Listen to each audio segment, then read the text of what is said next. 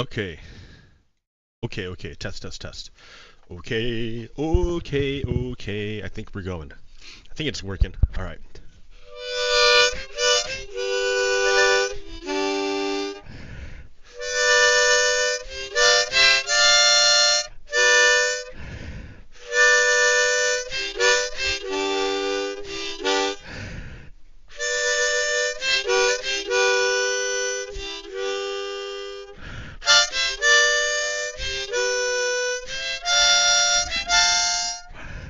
I don't know. Anyways, good morning. Welcome to yet another episode of Redstone Lapis Lazuli, where I'm your host, Pogo Kiddo.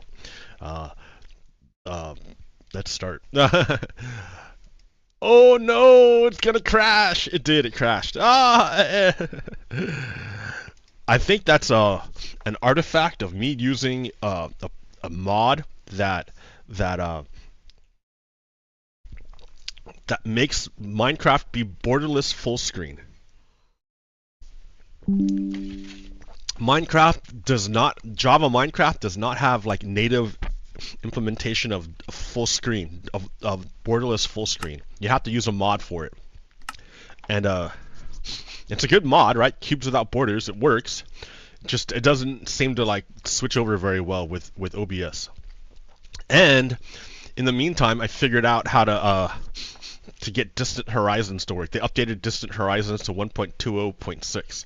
So yay, I have distant horizon again. Distant horizons, I can see forever. See forever.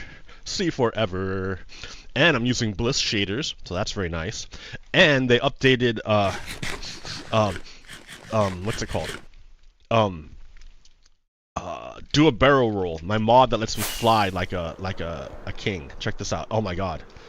Although you know what? It feels a little bit different. It feels like they updated the movement for this. So it's pretty nice. Ugh. All right.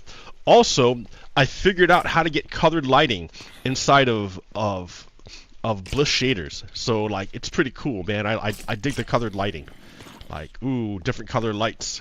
Like pretty nice. It adds a lot. The different colored lights. Oh look, the experience globes aren't glowing. Oh well, you know I find these little things.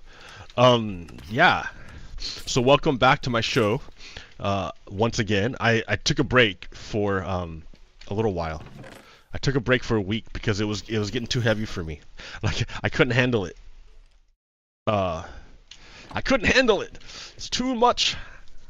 You can't handle the truth. Yeah.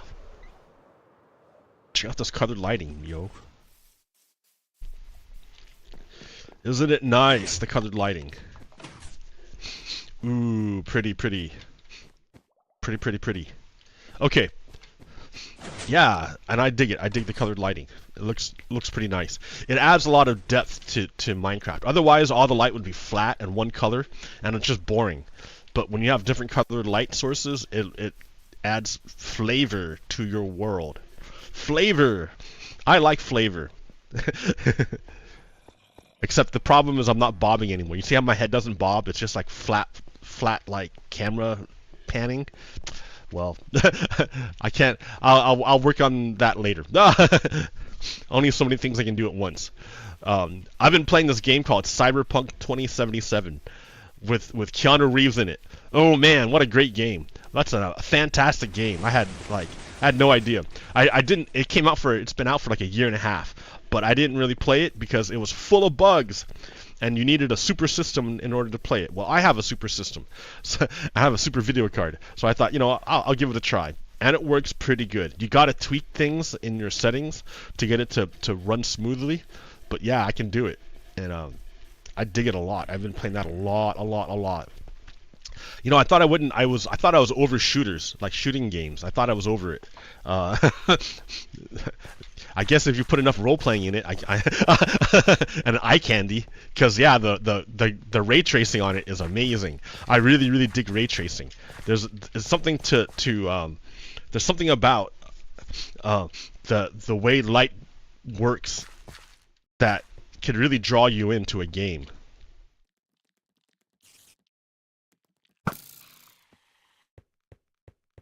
So yeah, here I am. It's been a crazy couple weeks, and I can't cover everything because I can't even keep it straight in my head. Like, how's a regular person supposed to keep track of this stuff when they're like just trying to like go through life and take care of bills, take care of work, take care of their kids, take care of their parents, take care of their responsibilities and obligations. Like, gotta fix the house, you gotta pay rent, you gotta like just do all these doctor's appointments, all these dentist appointments, all these stupid appointments. You have all these things more important than keeping straight the crazy narrative story that's being woven by media. Like, it's really hard to keep things straight. So yeah, like I try to bring a little bit of what's going on to you, but yeah, I'm gonna miss a lot of stuff, so I apologize in advance. Look at these lights, man. I dig these lights.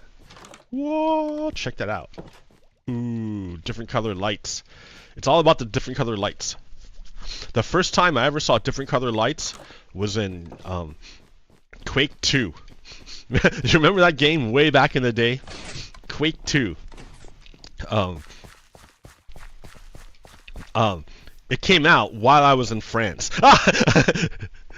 And there was a cyber club, a cyber cafe, where a bunch of nerds like me, computer nerds like me, would pay money to use the computers and the internet connection of the cyber cafe. And then incidentally, you could buy coffee. But they didn't serve American coffee. No, they served French coffee, which is espresso. There's no American coffee there. What are you talking about? You have to order it special if you want American coffee. And all American coffee is espresso with a cup of water in it. So it's just watered down espresso. I spent so much money in that stupid cafe. It wasn't stupid at the time, but like, yeah, dude. The world is really different depending on what country you're in. Like, things are like, okay, so I saw the movie Pulp Fiction in the theater when it first came out. I'm old. And that whole scene in the beginning about how Vincent is talking about being in Amsterdam, like, it was such a great scene that I like got a hair up my butt to like go to another country. and I went to France to see if they really did call it La Big Mac.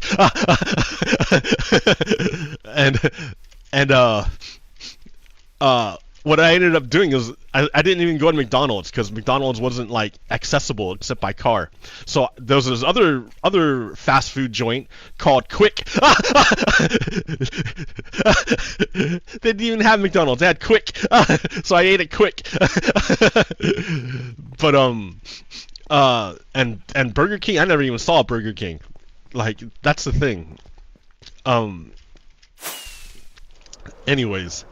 The world's really different, and when I was in France, and the only time I saw colored lighting, the first time I saw colored lighting was on Quake, because Quake 2, because the cyber cafe had a computer with a brand new video card called the Voodoo 2, which let it play colored lighting, and oh man, did I love it! I like literally I bought the game for the computer. The cyber cafe. I bought the game for them, gave them the game, so and then paid money to play the game with colored lighting, because it made that much of a difference. It was amazing. Yeah, wow, what a time. And then I drank expensive ass coffee. Well, it wasn't coffee. It was espresso, but they called it cafe. They called it coffee. And if I wanted American coffee, I had to specify American coffee. Oh wow. What a time, dude. What a time. I was really young too, man. I was like, what, 21? Shit, dude, I was like a kid. Like, that was my first experience of bar culture, was in France. And I would hang out at Le Triangle, the Triangle, which was a street that was literally that made a triangle, and on each corner, each side of the triangle was a bar, were bars. So I hung out in Po at a bar called the Garage, Le Garage. and it was an Irish pub. So my first bar experience was in France, drinking at an Irish pub. Man. Okay. But yeah, colored lighting really makes a difference. I'm glad I figured out how to do it in Bliss shaders, because I thought the only place I could do colored lighting was in rethinking voxels, which it makes it look really good. I like the way the shadows are sharp and crisp. That's really nice. There are no sharp and crisp shadows in Bliss shaders, but but you can't get these awesome vista views. Look at these views, man. You can't do it in rethinking voxels. Like, I can see the mountain range behind me. Like, that's pretty cool. Like, I can see forever. Like, the world is not so limiting. When I first started playing Minecraft, I played on my first world, like, ever. If you look at season like 1 and 2, I couldn't see shit. So like, wandering away from my base was terrifying because I had no coordinates. I had nothing. So like, I can only use the landscape to figure out where I was, and I couldn't see very much of the landscape. So man, it was terrifying to leave my base because I would lose all the stuff I worked so hard to get. Like, it was hard to get iron. I had no iron farm in Bedrock, so iron was like impossible to get. And diamonds, yeah, and I didn't even know about mending. So like, if I used my diamond tools, they would wear out quickly. Like, oh man, it was awful. Anyways, oh, my nose. We're in allergy season here, so pardon me.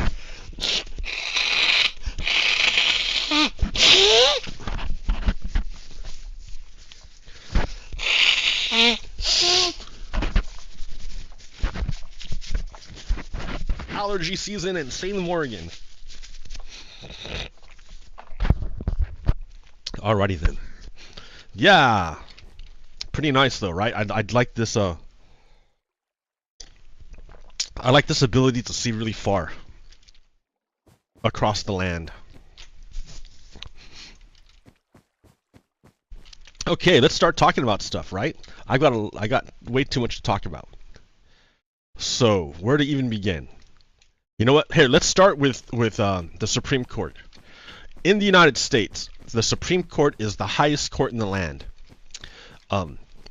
Once you go to the Supreme Court and they make a decision, that's it. That decision is, you're stuck with it for a long time. For a really long time, you're stuck with that decision. Because of the way that Supreme Court justices are replaced. Supreme Court seats are for lifetime, for life. Once you're there forever. So if a bad person gets on the court, you're stuck with that bad person for a really long time. So look at Clarence Thomas. Clarence Thomas is on the court. He was put on the court back in Reagan. So he's been on the court for like 40 years. 40 years that guy's been on the court. And Clarence Thomas is a bad guy. He's a bad justice. His wife, Jeannie Thomas, participated and helped organize the attempted overthrow of the United States on January 6, 2021. So, and he's like one of the most conservative court justices ever. He always rules against the people and for the powerful. All the time. So he's a bad justice, but we've been stuck with him for 40 years. The only way you can replace a justice is if they die or if they retire. And what Republicans tend to do is get really young people, really young people to sit on the court, so they're not going to die for a long time, and they're not going to retire. So they can and then the time from 2016 to 2020 was key, because we had Ruth Bader Ginsburg die, and then we had Justice Scalia die, and then we had Justice Kennedy retire. So that left, well, Scalia died under Obama's term, but Mitch McConnell refused to let Obama nominate someone or like vote on Obama's nomination. So Mitch McConnell pretty much held open that Supreme Court justice seat until until they got Donald Trump, and then Donald Trump would replace him with a really conservative person, Gorsuch. Yep. And then Donald Trump made a deal with Kennedy to have Kennedy retire while Donald Trump was president. So that's how we got Kavanaugh. Then Ruth Bader Ginsburg died, and while the vote was when Scalia died under Obama's term, McConnell held open the seat for a year by saying, "Oh, we're in an election year, so I don't want to replace the seat because in a year we're gonna have an election." Well, Ruth Bader Ginsburg died while the election was going on. Votes had already been cast, and he still replaced her in 2 weeks with Amy Coney Barrett, and with Coney Barrett, whatever her name is. So he held open a seat for 300 days by saying, "Oh, we're too close to an election," but filled a seat while the election was going on because it was favorable to his party. So Mitch McConnell is a bad guy. He operates in bad faith. So that means that the Supreme Court has taken a radically sharp right-hand turn. Radically sharp. So and it's stuck like that for a really long time, right? All these justices, Kavanaugh, Barrett, and Neil Gorsuch, are all pretty young, relatively young. So they're not gonna die. It's going to be this way for a generation. You have to wait forever. The next person to retire or to die will be a liberal judge. So there's no chance at replacing a conservative judge with a liberal judge. The court's going to be conservative for a generation, for at least 40 years, which means they're going to stop anything that you do. It doesn't matter if you control the presidency and the House or the Congress. It doesn't matter. Any law you pass, the Republicans will strike down. Even worse, laws or cases they've already lost in the past are being retried with a friendly court. So there's this idea called precedence, meaning that if the court already ruled on something, that ruling is going to stick because it has precedence. It has weight. You have to have compelling evidence in order to change the ruling. And that's been thrown out the window. Under the Roberts Court, precedence has no meaning. Like the justices will make a ruling as if the old case did never happen. And in some cases, like with Gorsuch, they'll make up things. They'll make up a case. They'll make up things and rule on the made-up case in order to get their preferred outcome. Like Gorsuch does it all the time. He makes up a hypothetical and then rules on the hypothetical instead of the cases in front of them. Like when Donald Trump made his case that he's king, and that case was heard before the Supreme Court, Alito wouldn't even talk about the actual cases and the fact. He made up hypotheticals instead. He only wanted to talk about hypotheticals. So the courts, the Supreme Court, what I'm trying to say is the United States Supreme Court is corrupt. It's corrupt now. It's no longer a functioning body of governance. It's been captured by fascists. So that's a pretty bold statement for me to say. What do you mean captured by fascists? What proof do you have that it's been captured by fascists, other than the court rulings that I find not just? I mean, I'm sure. Well, it's because justices are supposed to be impartial. They're not supposed to have any allegiance one way or the other to a political party, to a political outcome. But that has been shattered. That idea has been shattered by both Clarence Thomas and by Alito. I mean, as we already see, Clarence Thomas has been bribed by a number of he's gotten gifts, a shit ton of gifts from a lot of billionaires, and then he went on to vote to help the billionaires win their cases. I'm trying to double jump and I can't do it because that's from cyberpunk and not in this. Damn it. All right. Well. And so yeah. So and his wife Jeannie Thomas we have text messages where she's texting other insurrectionists to help plan and organize the January 6th insurrection. So we know Justice Thomas is not an impartial judge. He's been bought and paid for by billionaires and other interests. But what about Alito? You know, how could I say Alito is corrupt? Well, Alito has written full-page articles in the New York Times to push his view.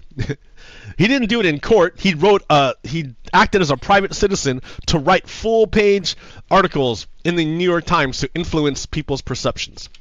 But beyond that, the biggest idea, the biggest hint that Samuel Alito is not on the up and up is that he flew 2 flags of insurrection. 2 of them, not just once, wasn't just a mistake one time, he did it twice to show that he's loyal to the insurrection. He flew a flag upside down at his house. I don't have that picture. And then he flew another flag like this one, the flag with the tree, and it's saying an appeal to heaven. And the little kid's saying, what are those? And the guy's saying, these are red flags. You know, this is a comic by Goris. Anyways. Yeah. That flag on his boat. So that's a flag that was flown by insurrectionists on January 6th. So, in other words, Alito is signaling that he's on board with the insurrection to overthrow the United States. So how could this guy be giving judgment on cases relating to January 6th when he himself is already on board with the insurrection? He can't. He's corrupt. He's absolutely corrupt. So what does this mean? This means that there's no chance of achieving justice in the United States as long as Samuel Alito and Clarence Thomas sit on the Supreme Court. We have no chance of it. The other 4 justices. Oh no, 4. Let's see. Yeah, the other 4 justices are conservatives, right? The Chief Justice John Roberts was appointed by W. Bush, and he's already overseen Citizens United decision, which allowed dark money to flow into our elections. Dark money is money that you don't know where it came from. That way, corporations and foreign governments can influence our election without us ever knowing, because it's dark money. They don't have to say where it came from.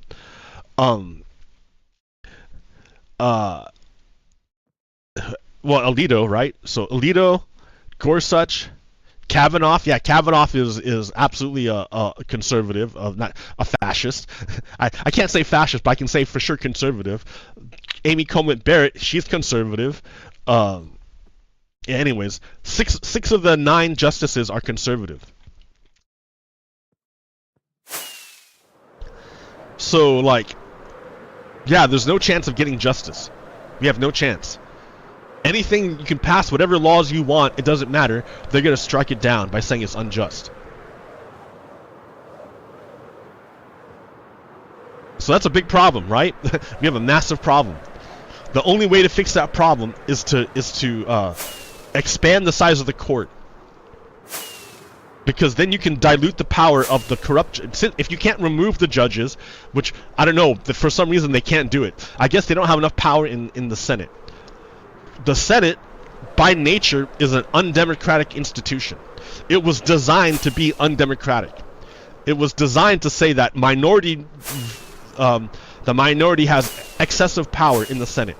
That's why South or North Dakota, with a population of 500,000, is the same as California with a population of 24 million.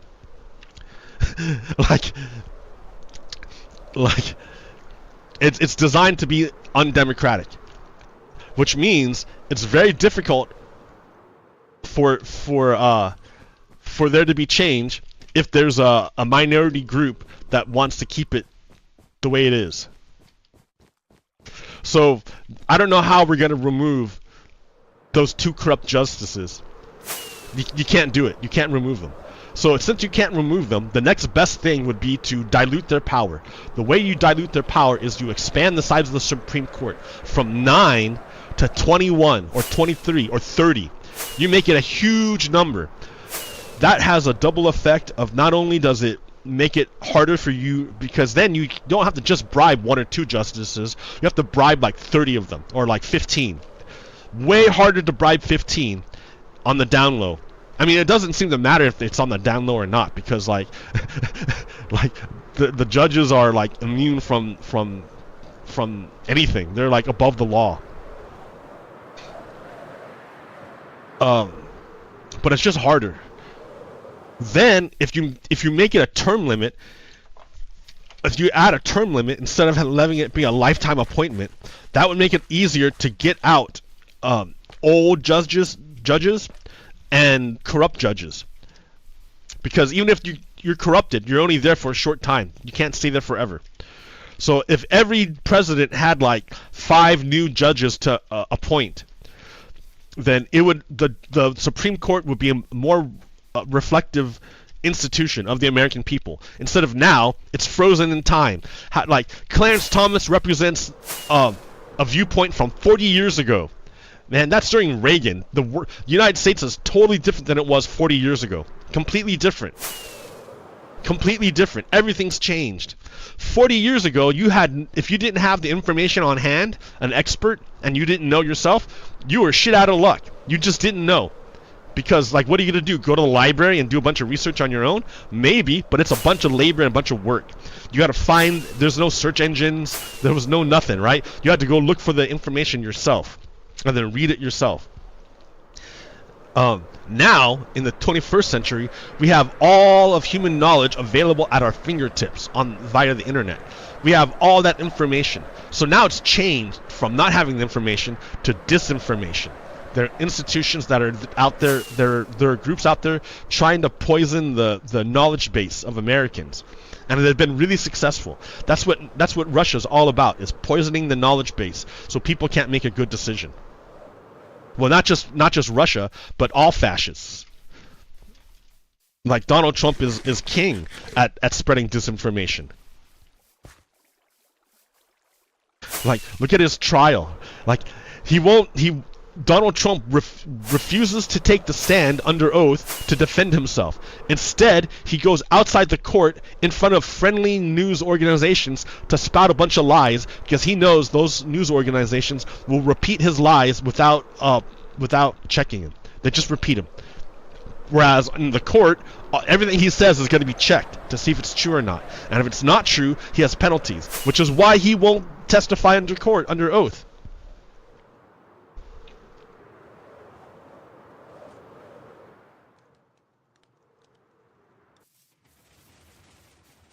So the world has changed a lot since the 80s. So in order to make the Supreme Court more democratic, not like democratic as in the party, but democratic as in democracy, you have to expand the size of the court and put a term limit on there, so that the court is going to be reflexive of the people of that time, of the present, and not a relic of a time long gone.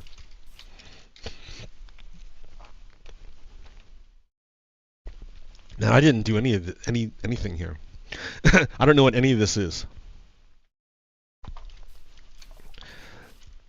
The problem is that the fascists have learned how to game the American justice system. Like powerful criminals know how to game the American justice system. For example, Rudy Giuliani. Rudy Giuliani is a criminal. He's central to the plot to overthrow the United States. He was Donald Trump's personal lawyer after Michael Cohen got arrested and sent to prison. And he worked to have a bunch of states throw out their election results and instead impose his own decision instead of the decision of the people. So that happened in Arizona. He tried to have the election in Arizona thrown out so he could substitute his own decision in there, and that's against the law. That's election fraud, right? That's fraud. Fraud guaranteed. It's fraud. So Arizona has been trying to serve papers to Rudy Giuliani to say that you're indicted. Like the way that the way that it works in the United States is that like you're not technically like you're not technically indicted until you've been served papers, until like the state has officially given you notice that you're indicted. If they can't do that, if the state can't give you the papers to say that you're officially indicted by the government, then you're not indicted. You get away with it. Like there's nothing. That initially that was done to protect individuals from the powers of an overreaching government. See, that's the thing. Like things have like it feels like we're in an upside down world because all of the protections that were created to protect the individual from an overreaching government has been flipped on its head to protect criminals from the application of justice. Powerful criminals. So Rudy Giuliani knows that that he knows about this, right? He's a lawyer. He knows that if the state doesn't serve him the papers within a certain time period, he gets away with his crimes. So he hid. Rudy Giuliani was hiding forever and ever and ever. You can see it on his tweet. He said, this is him celebrating his birthday, right? He's all happy with the, you know, and he said, if Arizona authorities can't find me by tomorrow morning, number one, they must dismiss the indictment. Number two, they must concede they can't count votes. He says that for some reason he wants to believe, he's trying to push the line that Arizona miscounted its votes. But there's already been tons of recounts, tons of recounts, tons of audits, and there's no proof of it. There's never been any proof. He can't come up with any proof to show that it's fraud, but he can hide. So he was hiding from the Arizona indictments. However, they caught him. They caught him at his birthday party. The state knew that he would be at his birthday party, so they served papers at his birthday party. So that now he's on notice. He didn't get away with it. He tried to delay justice as much as possible, but it didn't work out. But they understand it. You see, criminals understand that if they can delay justice, it's justice denied. And Donald Trump is king at delaying justice.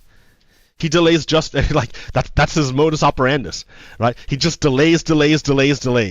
That's why no federal decision is going to be like remember Rudy Giuliani is, or not Rudy, Donald Trump has been indicted by the federal government like in 3 other instances. Well, in 2 other instances, he got indicted by the federal government for stealing U.S. state secrets. But that court case has gone to Florida, and Judge Eileen Cannon, who he appointed, he chose, she delayed it. She delayed the case until after the election, so that we're not going to get the decision. Justice delayed is justice denied. Then at the other court case up in D.C., Donald Trump is being indicted for fraud, trying to overturn the federal election. But that court case went to the Supreme Court, where he has all his friends. And we already know that at least 2 of the justices on the Supreme Court are pro-insurrection. So they delayed the court case until after the election. Like, we're not going to get a decision until after the election. So, and then at the state level in Georgia, the state of Georgia is controlled by white supremacists, by the Republican GOP. Who are insurrectionists, right? They want to overthrow the government too and install this confederacy.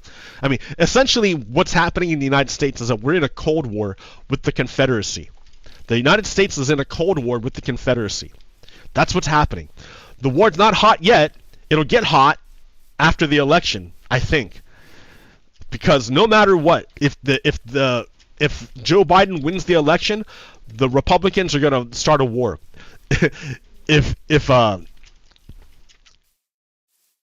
Like that's guaranteed. And Donald Trump cannot win the election legitimately. He doesn't have the support. He can't do it. He can't win the election legitimately. So we're going to look at a hot civil war after the election, which kind of sucks. It's not, it's not my decision to do it. It's Republicans. They're going to go fucking nuts. And Donald Trump is like egging them on. He wants it to happen. Because Donald Trump knows that if there's not a civil war, delay the court cases forever, and justice will eventually catch up to him. So the only way for Donald Trump to stay out of prison is to win the election, which he can't do, or to start a civil war. So the Republicans, the state Republicans in Georgia, have delayed the. So this is the other court case, right? In Georgia, Donald Trump tried to overthrow the election in Georgia. He went so far as to even call the Georgia election official to pressure him himself to flip the election results so that Donald Trump wins the state of Georgia. And it failed. But they recorded him doing it. They recorded Donald Trump doing it. So it's pretty like fucking clear that Donald Trump is a traitor. But again, the Republicans have managed to delay the court case in Georgia until after the election. They need to give Donald Trump another chance to either overthrow the election or start a civil war for the Confederates. Understand, the United States is engaged in a Cold War with the Confederacy right now. So it's pretty wild times. Here, you know what? I'm gonna go. Let's like clean this dome here. Like I didn't put. You see how it's a nice shiny copper color, but then like it oxidizes and turns blue. Let me. You can like fix that and make it so it never happens by using an axe. You chop off that oxidation. And then you can wax it. Wax on, wax off, Daniel-san. Daniel-san. Nobody knows what I'm talking about. That's an old 80s movie. The Karate Kid? Shit. I'm old, man. All my references are old now.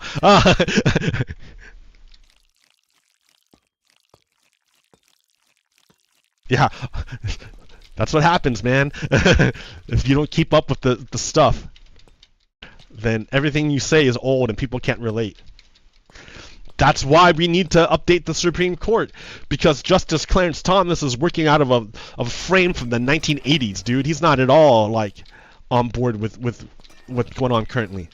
So all his rulings are well, he's an insurrectionist, right? He's bribed. He's been bought out by billionaires. So like he's corrupt. He's corrupt. He's corrupt. So, but that's what we're looking at. That's what's going on. There's a civil Cold War going on, and it'll get hot after the. It might not get hot. You know, I might be wrong. I don't know how ballsy the Confederates are going to be. And what's funny is that like a lot of Americans believe that they're on the right side. That they're on the correct side, that they're being patriotic, because a lot of Americans don't have time to untangle the propaganda being fed into their brains by Fox News. They just listen to whatever Fox News tells them and then believe it. So it's like a computer. A computer doesn't make mistakes. almost all the time the error is human. It's a human error. Computers are machines. They're just gonna, so what that means is garbage in, garbage out. Like you can put in, if you feed a computer a bunch of shit, what you're gonna get out is a bunch of shit. It doesn't matter. It's not the computer's fault. It's because you put in garbage, so you're gonna get garbage back regardless. It's the same thing with humans. Humans aren't dumb.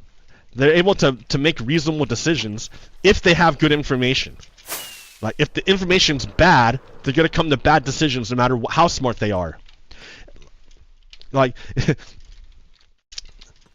if you give a person a math problem, and that math problem is,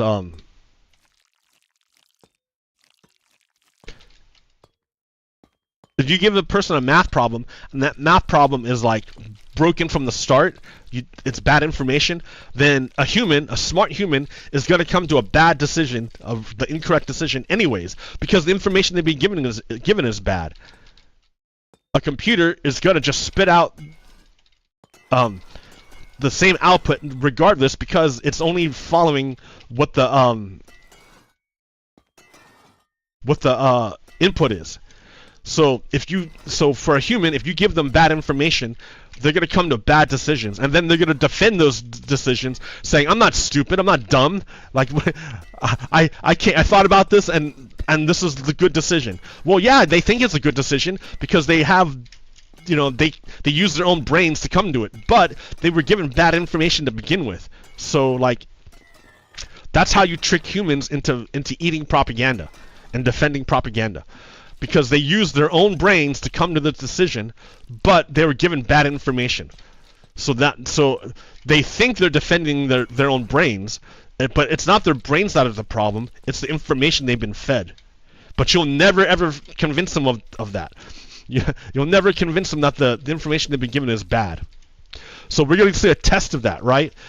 A test of that is in the trial, the election fraud trial with they call it hush money, but it's more of like a fraud trial, because it's not so much that Donald Trump paid to keep sex quiet. That's not illegal. What's illegal is that he did it in order to hide it from the people, and then lied about it on forums. So he lied about it. That's the deal, is that he lied about it in public and committed fraud in order to make it happen. So, and it's the only court case that's actually gonna come to trial. It's the only one he couldn't delay until after the election. But he's still gonna be a felon, right? It's still gonna be a felony if he. But remember, one of the jurors on the jury, one of them only gets their information from Truth Social and Fox News.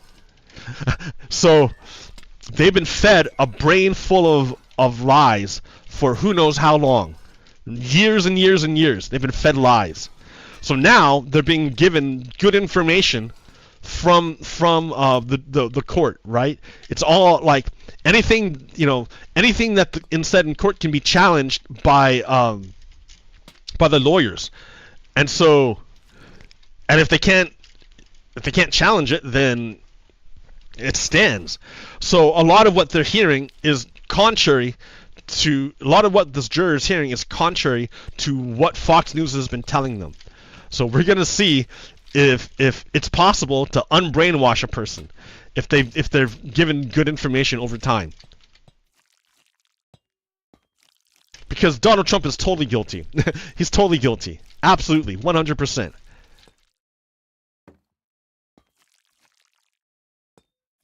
It's only through the application of an endless stream of lies from Fox News and Donald Trump that people get confused and come to the wrong conclusion about things. Because garbage in, garbage out. Doesn't matter how smart you are, if you're given bad information, you're going to come to bad decisions.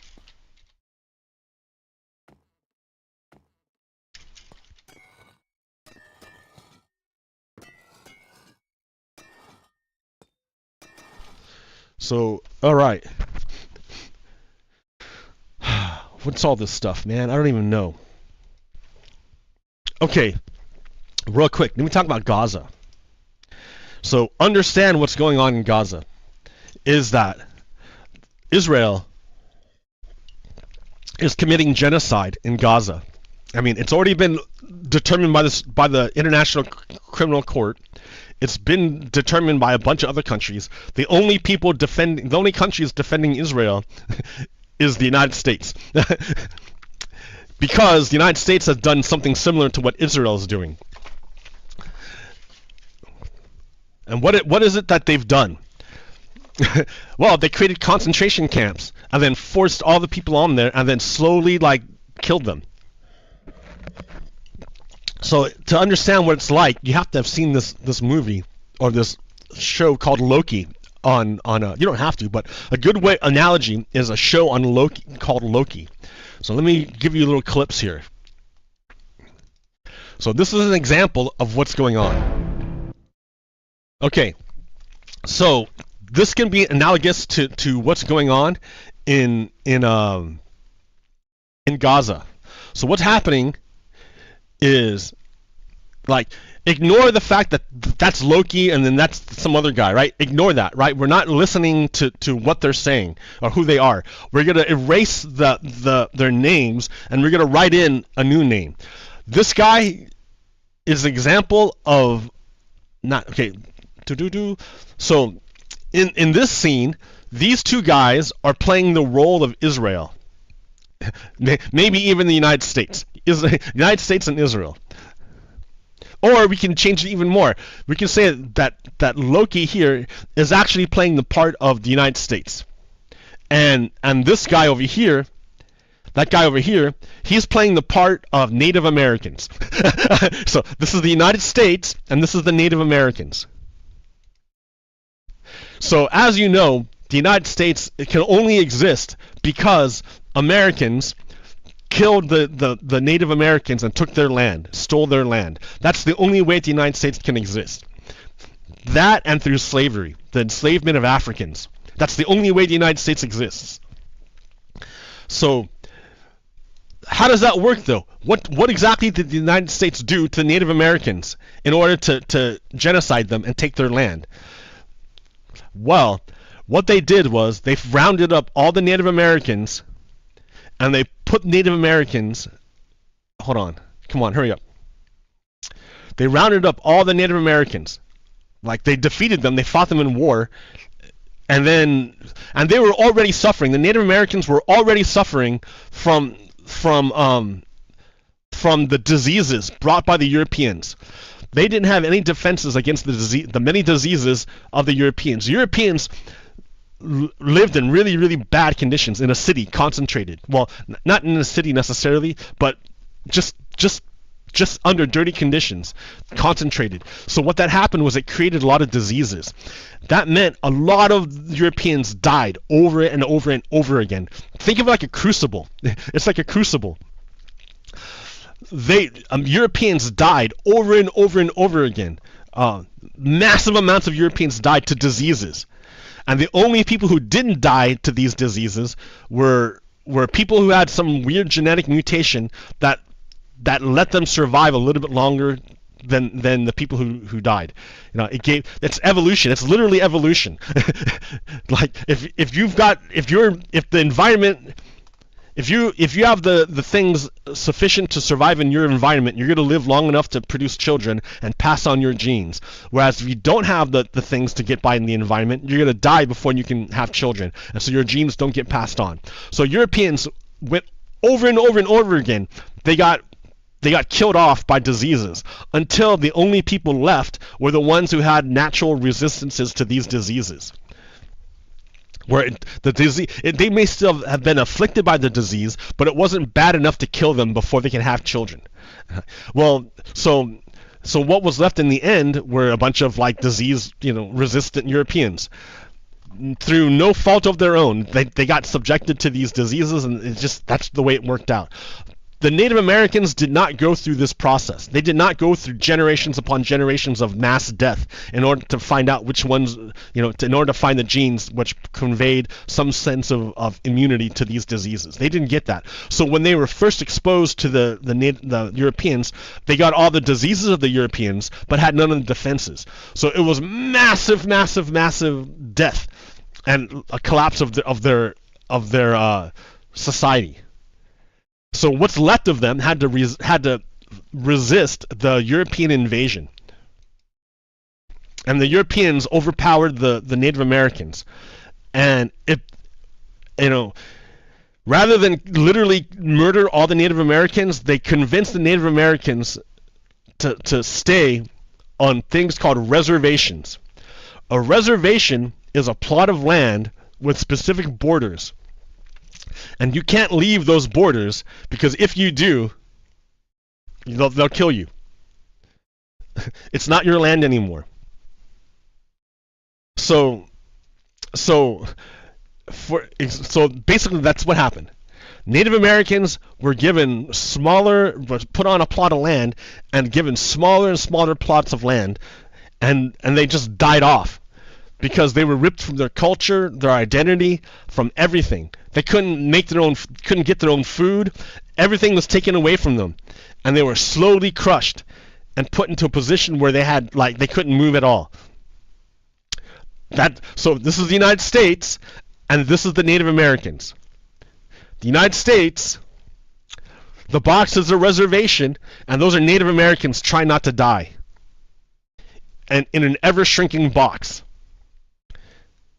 That's what's going on with the Americans. Americans have already done this. They're already guilty of doing this.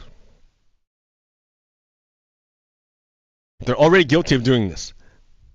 So now you got to think, okay, well, what's Israel doing? Israel's doing the same thing.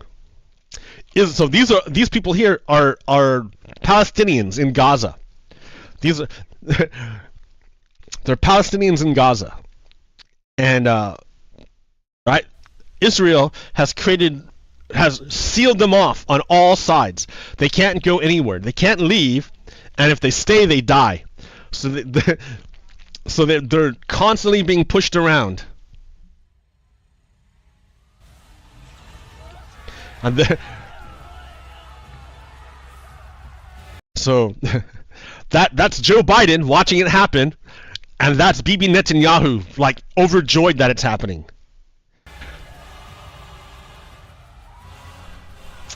So yeah, and that's the American people going, what are you doing? What are you doing? And they just squish them to nothing. That's the goal of the end goal of the Israelis. They want to do the same thing the United States did to the Native Americans, but they want to do it to the Palestinian people. They want to stick them in a box and slowly squeeze them until they die.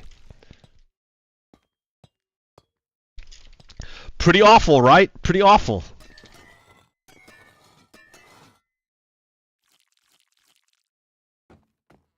Now the fascists are totally on board with it, right? Because they're fascists. Fascists don't have any don't give any thought to human rights. Human rights don't even factor into the brains of fascists. For fascists, the only thing that matters is power. So they're all on board with it. Fascists are totally on board with what's happening. The only people who are resisting really are the leftists, because leftists base everything on human rights. Human rights are the paramount thing for leftists. So, so what happened to the Native Americans was a violation of human rights. So leftists are opposed to it. Fascists will see it as, oh, well, it's might makes right, so it's okay. What fascists don't understand is that their own standard can be applied against them, so that they too can be deprived of human rights, since they deprive others of their human rights. The only way we have human rights is by respecting the human rights of others. So, since fascists don't believe in human rights, they too are deprived of their human rights, which means the state, which has more power than the individual, can do horrible things to them. And but they don't see it that way. They're short-sighted. Fascists are short-sighted. They believe that, oh, we'll never lose power. It can never happen to me, until it does.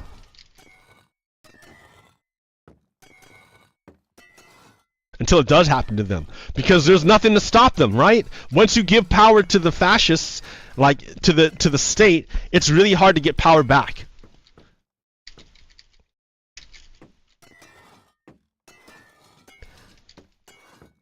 So Republicans are Confederates, and Confederacy is just another form of fascism.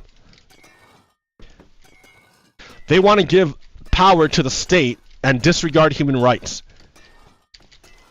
They claim all these things like states' rights and my individual right, but it's a bunch of bullshit. It's bullshit. What they want to do is give power to the state to regulate humans and to deprive them of the human rights. Human rights gets in the way of the power of the state. So for fascists, they need to get rid of human rights in order to accrue power. They believe accrue power for their own good, but really, it's for the good of the already powerful. And the already powerful have tricked the people, the fascists, into going along with it, saying, "Oh yeah, we'll never turn it on you. We'll never turn it on you," until they do. There, it's done. It is done. The dome is complete. Look how easy that was. Not hard at all.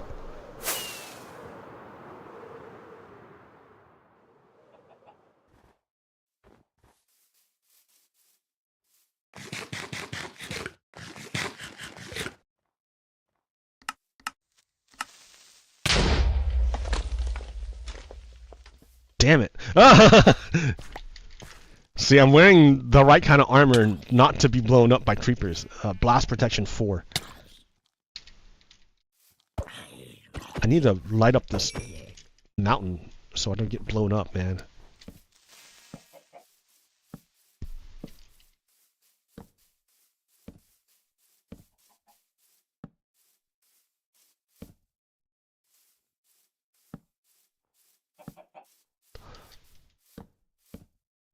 Light up the mountaintop. There's a light shining from the Frankenstein castle. Or not Frankenstein, Frankenfooter. There's a light. No, another one! Oh my god!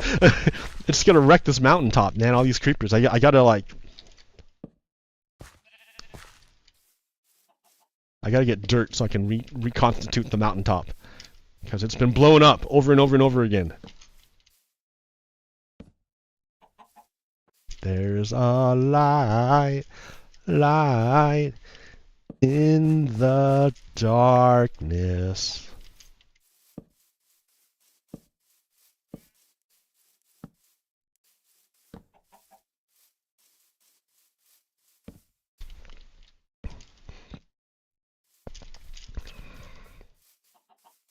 Yeah, Rocky Horror Picture Show.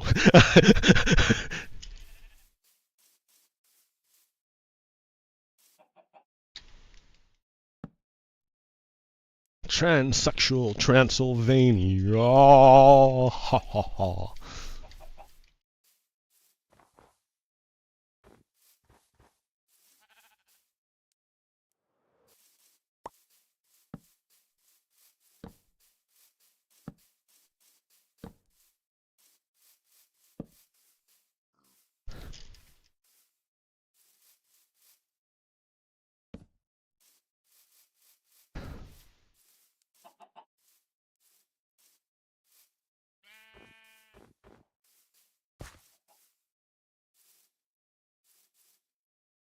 All right.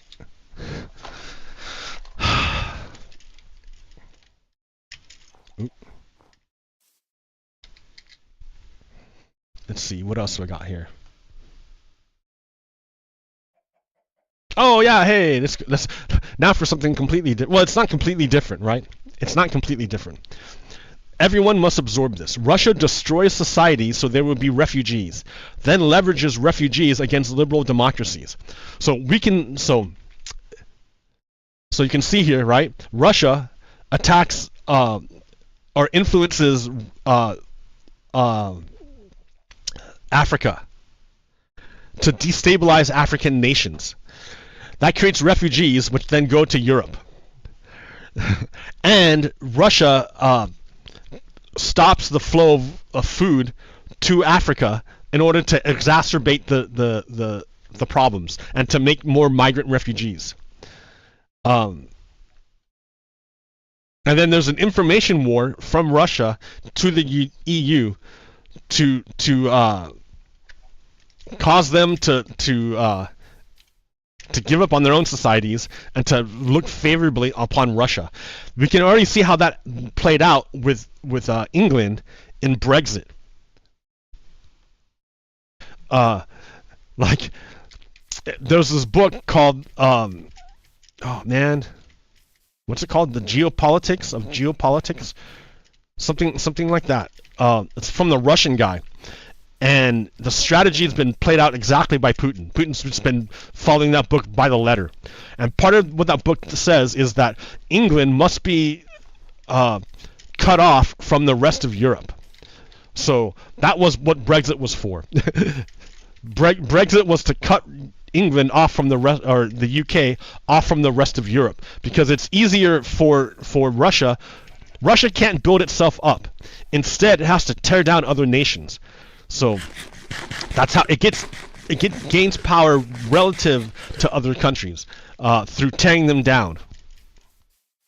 So Brexit really messed up England. It really messed it up. It really weakened England a lot, the UK. And Russia was behind that.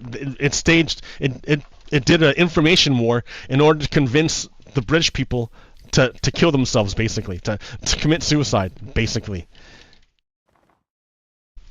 Which, sucks. So you can look at this model that Russia is using, and you can see the same model being played out in the United States.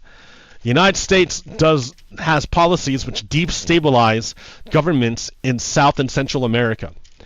Now that the government's destabilized and having a hard time, it creates refugees. And these refugees come to the United States. And then, now that you have a flood of refugees coming to the United States, then the fascists will say, oh, we have to, end liberal democracy in order to deal with this flood of refugees. And they use, racism and xenophobia in order to get their way. So it's roughly the same thing. The Russians and the Republicans / Confederates are on the same team.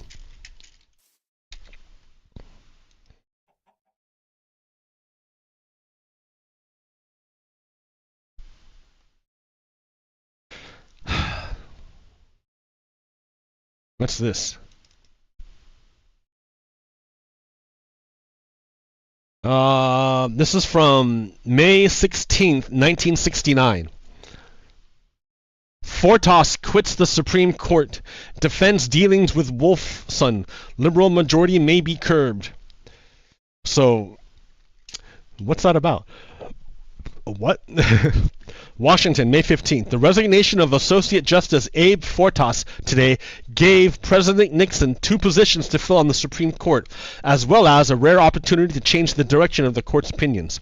It is known that Mr. Nixon is eager to make a decision on the replacement for the retiring Chief Justice Earl Warren within the next 2 weeks, and to have the new Chief Justice confirmed before the present court term ends in mid-June.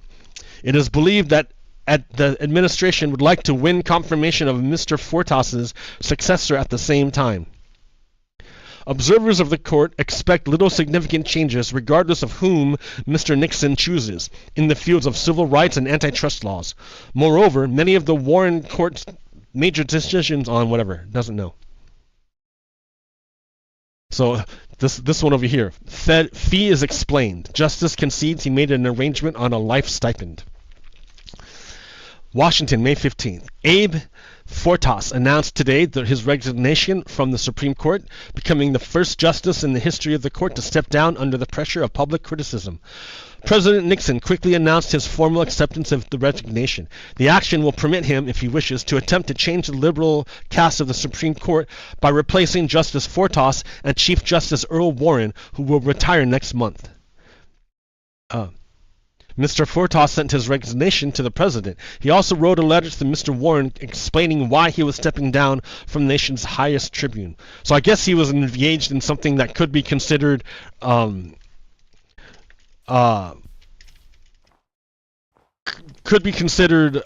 prejudicial. So in order to keep the legitimacy of the court, he stepped down and turned the court into a conservative court.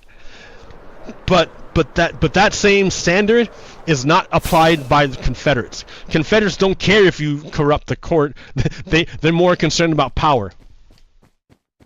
So Alito and Thomas will not resign from the court because they don't care that it's court, that they're corrupt. They're more interested in power. Two different standards.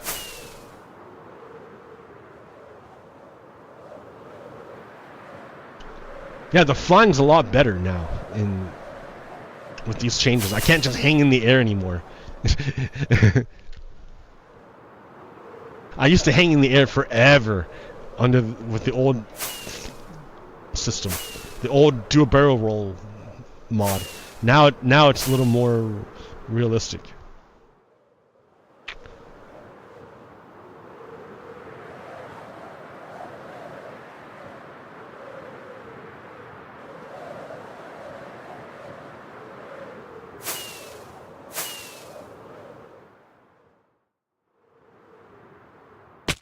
Ow. Failed that landing. Okay.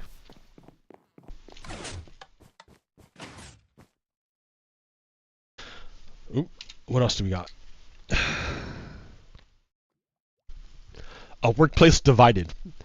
Despite being 4 years removed from the pandemic's onset, CEOs have been steadfast in their dissent over remote work, feeling a loss of control over employee oversight and subsequently a loss of status as boss. Last October, 62% of CEOs were adamant about all workers returning to the office by 2026, a lofty goal which has since fallen flat.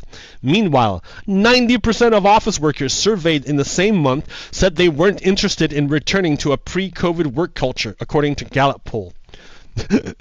Further sowing the seeds of worker dissent are employees finding their boss's behavior toxic, with 46% of employees proclaiming their worst boss, whatever. I can't, there's not the rest. And I've experienced a toxic workplace with a bad boss. It was awful. It was absolutely horrible. And like, I couldn't just up and quit. I tried to get out. I tried many different ways to get out and to leave. But they all failed and I was stuck there. And I couldn't and I had to go to the office and it was awful. I hated it. Like, working from home has been like one of the best things ever for me because I get to not have to go to the office. There's so much stress associated with going into the office. Unnecessary stress. So much. It's ridiculous. And what do bosses hate? The loss of control. Control over others. See? That's the fascist tendency. Fascists want control over others. That's the number one goal. All fascists share the idea that they want to control other people. It's about control. What's the Matrix about? Control.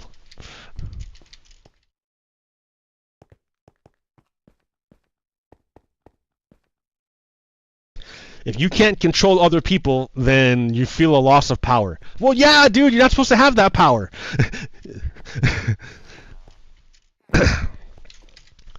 People are independent. Okay. Desperate people make ideal workers and distracted citizens. So, desperate people, 6 months, no new start, high student debt, AT-SI programs cut, high medical fees, 40 job applications in a month. Like all these things. Desperate people make ideal workers. Work for cheap? Okay. Work for pizza? Okay. Work down in a mine? Okay. Work far from family? Okay. Sell us your land if we create jobs on it? Okay.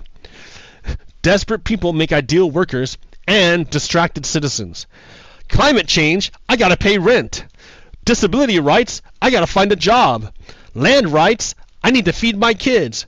Refugees? I got medical bills to pay.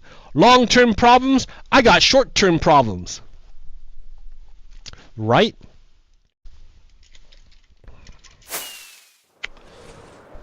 That's why we're in this boat together. Everyone, almost all Americans are closer to the homeless guy camping on the corner than they are to Elon Musk. Elon Musk might as well be an alien. Elon Musk doesn't even exist. In fact, I still have that world. Hold on. Let's go check it out.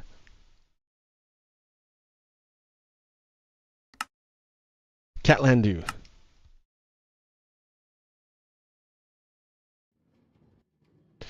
This world, I don't have unlimited rockets. I don't have a creeper farm in this world. I didn't. This is an old world before I made creeper farms.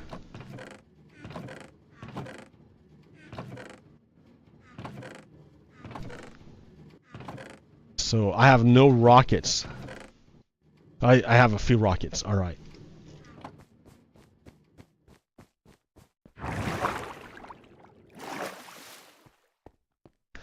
Ooh, what a nice train station, huh?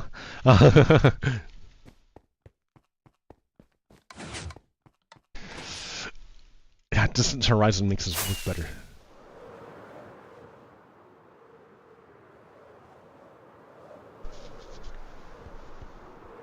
Oh, a bunch of errors. Ah, because I haven't gone in this world, so it hasn't made all the chunks.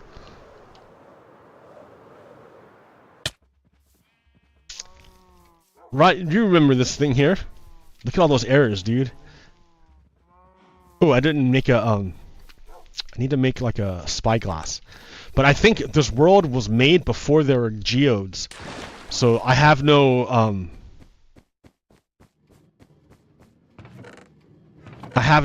crystals to make the spyglass because there were no geodes in this world yet when I created it.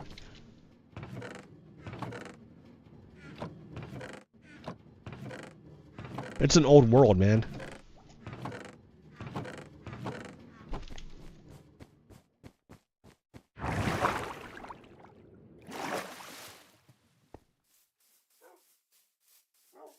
I don't know what all these errors are about.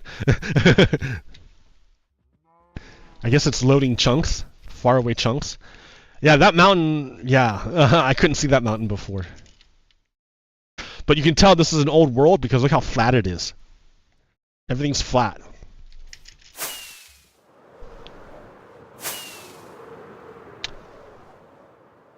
Like the mountains are not even mountains.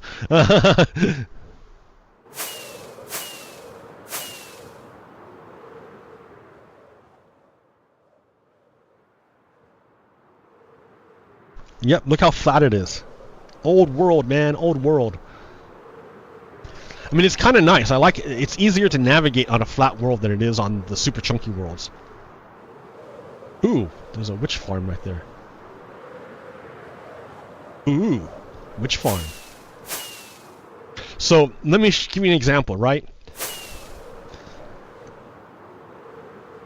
Of like why Americans are closer to the homeless guy than they are to Elon Musk. Like, it's, I can say it, but you have to see it in order to like comprehend what I'm saying. Because it's incomprehensible otherwise. The average American, so this is like pre-COVID distribution of wealth. So one block equals 10,000. So if you split up the American people, all 330 million of us, if you split us up into 5 groups of 5, you're splitting the Americans into groups of 5, and you're cutting them based on their net wealth, how much wealth they own.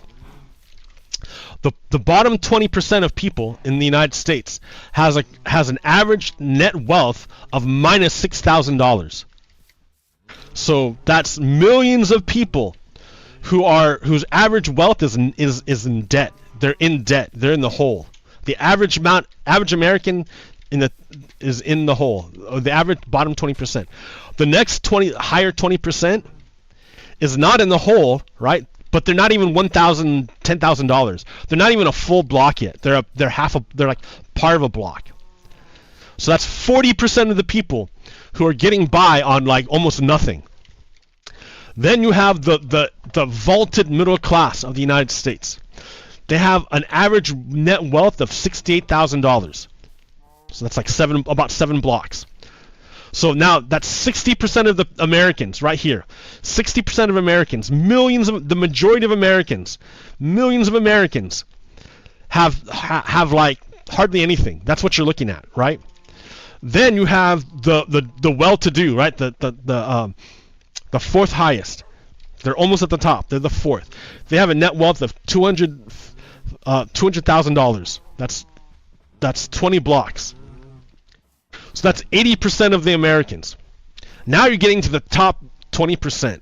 They're doing pretty good. The top 20%, look at that. They have an average wealth of $630,000. 63 blocks. Right. Now you want to talk about like millionaires. Millionaires. A millionaire is 100 blocks. That's to the very, very top, tippity top. That's a millionaire, 100 blocks. And a millionaire is 0.002% of the American population. We're talking thousands of people, maybe.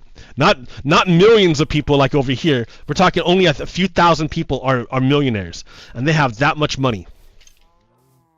So, how do these millionaires relate to these people down here who have like nothing?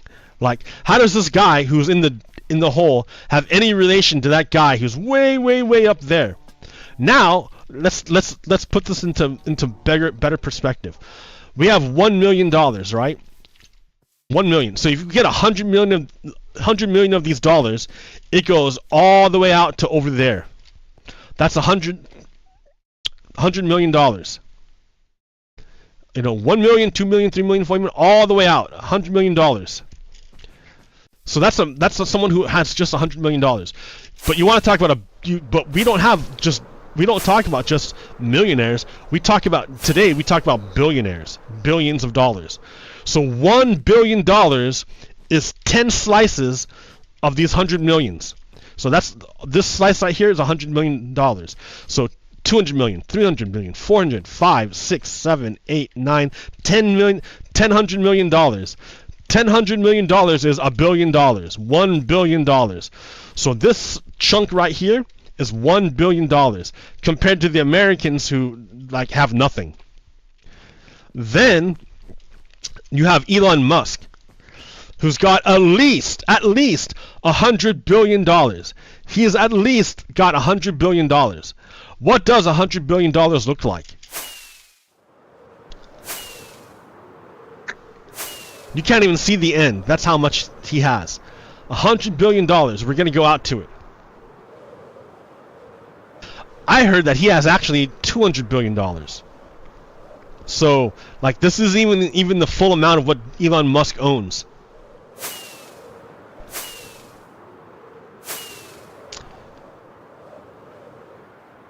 So this is $100 million. Or 100 billion. This is $100 billion. Like, you can't even see the average American from here. You see nothing of the average American. You're not even on the same planet as the average American. So Americans are closer to the people who have net negative wealth than they are to Elon Musk. Oh, what happened? It crashed. Ah! It crashed. My game crashed. Let me get some more coffee while it's booting up. My game crashed. So understand that if you relate to Elon Musk, you've been tricked. Because you have nothing in common with Elon Musk other than sharing the same like human genomes.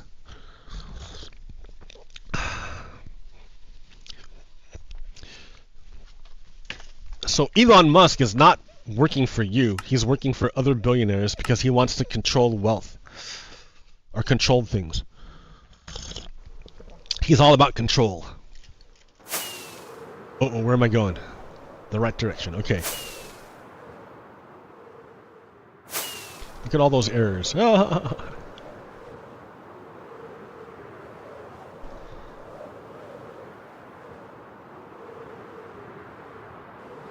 I tried to fill in that hole, and I like gave up because it was to make $100 million, and I ran out of yellow wool. You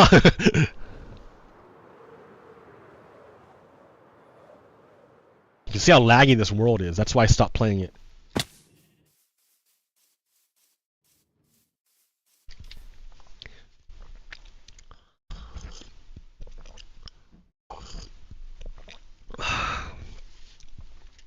So yeah, understand, we are not the same. Elon Musk and even Donald Trump, if he doesn't have as much as Elon Musk, like if he has at least $1 billion, he's still way out of the league of regular Americans who have that much. That's why Elon Musk is able to that's why Donald Trump, damn, it crashed again. That's why Donald Trump is able to oh, it's from the Noxium. The Noxium mod.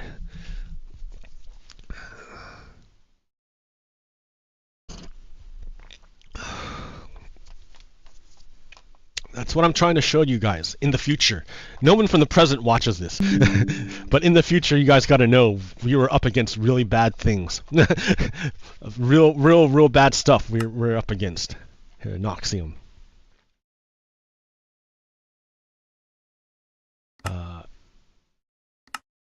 Here. Noxium. Come on, dude. Let me, I can't do it from here. So options, video, extras. Oh, Noxium. Turn that off. No experimental optimizations, because it's crashing.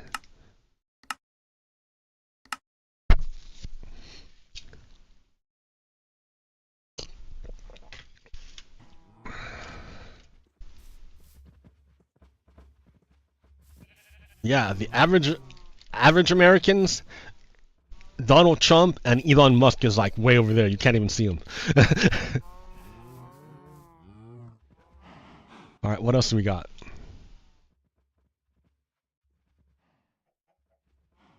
Oh yeah, that's a great picture. This is an example of what's going on. It's almost like a Renaissance photo, this one. I forgot, I don't know who took the picture. But it's a perfect example of what's going on. The state oppressing people protesting genocide. Because the state, you know, is pro-genocide? I don't know.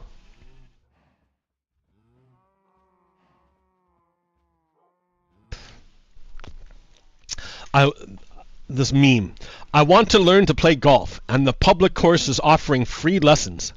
But I want a more exclusive experience though.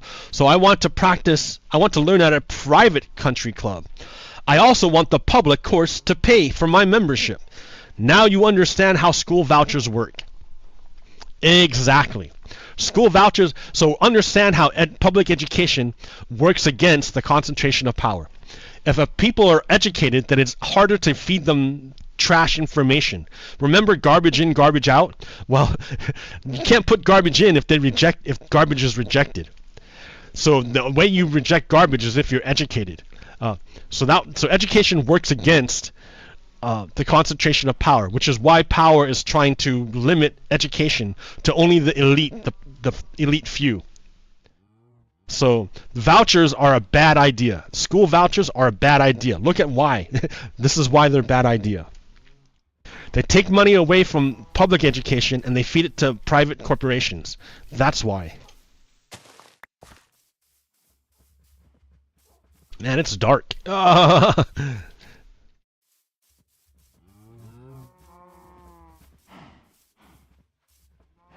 Laggy. It's pretty laggy too.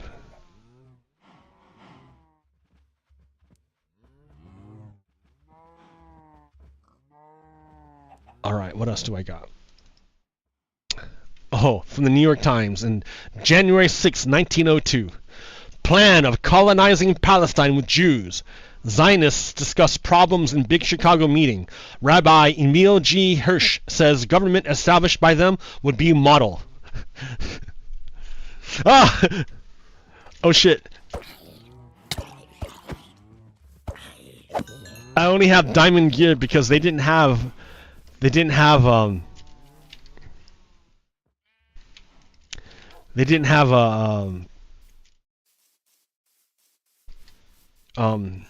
what's it called? There was no netherite. Oh shit. How do you go down? Right there. This used to be the bottom of the world. As low as you can go. And then, since then, they've increased the amount you can go down. But this used to be the bottom. That deep slate used to be bedrock.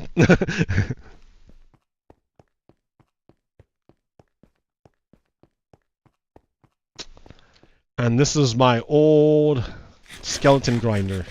How I would get experience points.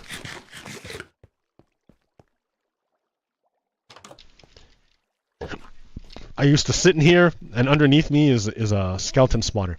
I would sit in here and wait for the skeletons to spawn, come over here and wait in here, and then manually kill them. It was so bad. And then keep all the stuff.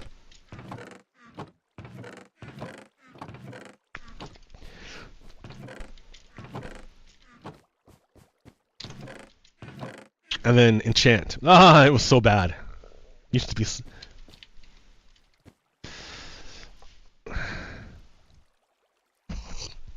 Hey, Swifty Taken, I just noticed you there. Hey, check it out. You're there, some other guy's there. Someone's watching me. A guy named Swiftly Taken. I don't know if he's still here. Look at all these errors, man. All these errors from rethinking, or not from Distant Horizons. You ask that every time. You always ask me, do you still remember me? As if like that's like your way of making me remember. To make sure I don't forget. Okay, what else do I got here? Oh, this is from the trial. Oh yeah, dude, Distant Horizons is fantastic. You have to get... Basically, the way you do it is you download Iris, and then you tell Iris, hey, I want to get in, I want to opt into the Distant Horizons beta. And that's how you get it to work on 1.20.6. It's through you can't download Distant Horizons, you have to download Iris. And then you have to figure out which mods are compatible. It's a pain in the ass, dude. It took forever. Because not all the mods are compatible with it. So this is from the the fraud case that Trump is currently in, and Michael Cohen took the stand. So this guy Hoffinger asked him, "Did you lie?" And Cohen said, "I did. The lies dealt with the Trump Tower Moscow real estate project, specifically the number of times that I claimed to have spoken to Mr. Trump. I said I only spoke to President Trump about the project 3 times when I had really spoken about it 10 times. Hoffinger asks, "Did you say those communications stopped earlier than they did? Why did you make those false statements to Congress?" Cohen, "Because I was staying on Trump's message, and there was no Russia, Russia, Russia, and that was what was preferred." What was the Trump Tower meeting? What was that about? Remember, in 2016, here let's look it up. This is what I mean, that all information is now accessible to humans. Before the 21st century, if you didn't know, you just didn't know. But now we have the internet, and all the information is there if you look for it. So, Trump Tower meeting. A meeting took place at Trump Tower in New York City on June 9th, 2016, between 3 senior members of the 2016 Trump campaign, Donald Trump Jr., Jared Kushner, and Paul Manafort, 4 other U.S. citizens, and a Russian lawyer, Natalia Veselnitskaya. The meeting was arranged by publicist and longtime Trump acquaintance Rob Goldstein on behalf of his client, Russian singer-songwriter Emil Agalarov. The meeting was first disclosed to U.S. government officials in April 2017 when Kushner filed a revised version of his security clearance form. Donald Trump Jr. made several misleading statements about the meeting. He initially told the press that the meeting was held to discuss adoptions of Russian children by Americans. But on July 8, 2017, after news reports stated that Trump Jr. knew the meeting was political, he admitted in a tweet that he had agreed to the meeting with the understanding that he would receive information damaging to Hillary Clinton, and that he was conducting opposition research. So in other words, Donald Trump Jr., the Trump campaign, was willing to work with the Russian government in order to influence the American election. When the New York Times was about to report on email exchanges between Goldstein and Trump Jr. Himself published the emails. So he got caught, and he tried to get out in front of it by publishing the emails that tied him to the understanding that this meeting wasn't about adopting Russian children. It was about helping Russia influence the American election on behalf of Donald Trump.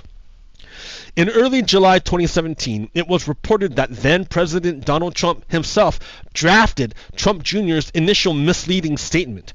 So in other words, Donald Trump knew that it was about a meeting for Russia to help Trump win the election. We know this because Donald Trump himself wrote the excuse to try to cover it up, then got caught. The report was later confirmed by the president's attorney. In July 2018, the president denied knowledge of that meeting. So he tried to lie about it and say, "Oh, I didn't know what I did when I wrote this letter to cover up the meeting." Garbage in, garbage out. Donald Trump is nothing but a fucking liar. Robert Mueller, special counsel of the Department of Justice in charge of the Russia-related investigations, investigated the emails in the meeting and their relation to the Russian interference in the 2016 United States elections.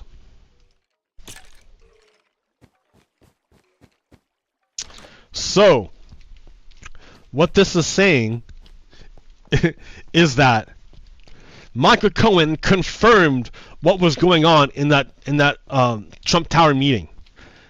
Donald Trump agreed to receive Russian help to overthrow the 2016 elections.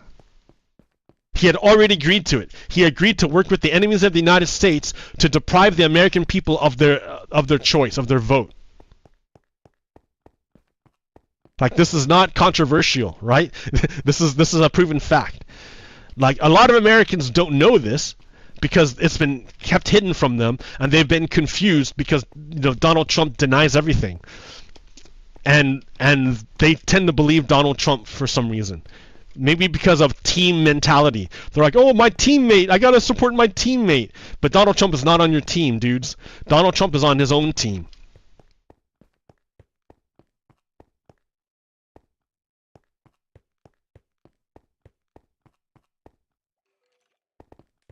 I love this colored lighting. It really adds atmosphere. Variety is the spice of life. Diversity is key.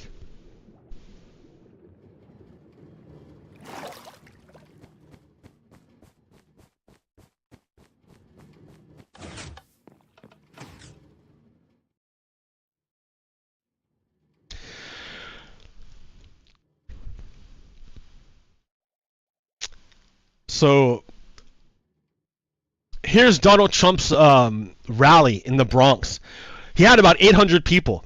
That's about 800 people at Donald Trump's rally. Donald Trump lied and said there are 20,000 people. 20,000 people fills a fucking stadium, dude. This is not 20,000 people. This is 800 people. But he lies over and over again.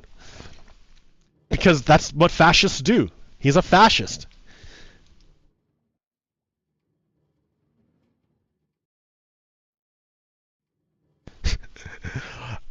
Like, look at him, dude. Look at the makeup he's wearing. Like, he's like a clown. He puts on like orange makeup. He looks like a clown. He looks like a clown, dude. Why would he's a clown?